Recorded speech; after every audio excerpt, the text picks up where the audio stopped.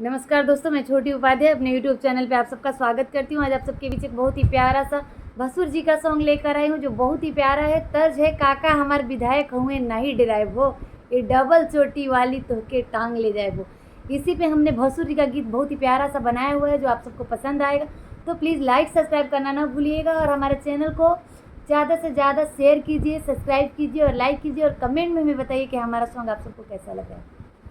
पीतल के तू जेवर ले अइला नाही चढ़ाइब हो, पीतल के तू जेवर ले अइला नाही चढ़ाइब हो। ए भसुर साले गुंडा तोहके मार भगाइब हो, ए भसुर साले गुंडा तोहके मार भगाइब हो।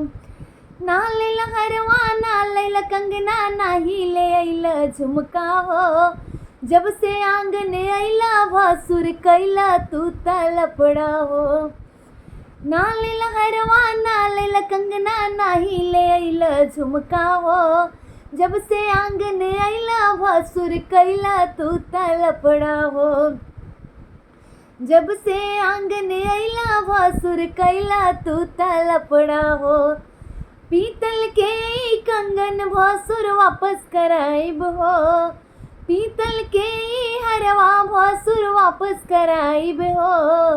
ए भसुर धोखेबाज तोहके मार भगाइब हो, ए भसुर धोखेबाज तोहके मार भगाइब हो। रोजे रोजे वादा भूले भसुर बड़ी भुलक्कड़ हो, सोझे मने हार चढ़ा द नाही त करब लफड़ा हो। रोजे रोजे वादा भूले भसुर बड़ी भुलक्कड़ हो, सोझे मने कंगन चढ़ा द नाही त करब लफड़ा हो। भरल सभा में भसुर के दीदी के नचाइब हो, भरल सभा में भसुर के दीदी के नचाइब हो। ए भसुर धोखेबाज तोहके मार भगाइब हो, भरल सभा में भसुर के बुआ के नचाइब हो, भरल सभा में भसुर के मम्मी के नचाइब हो। ए भसुर साले लोफर तोहके मार भगाइब हो, ए भसुर साले लोफर तोहके मार भगाइब हो। तो दोस्तों, आप सबको हमारे ये भसुर जी का गीत कैसा लगा हमें कमेंट में ज़रूर बताइएगा और प्लीज़ हमारे चैनल को लाइक सब्सक्राइब जरूर कीजिएगा। धन्यवाद, बाय बाय।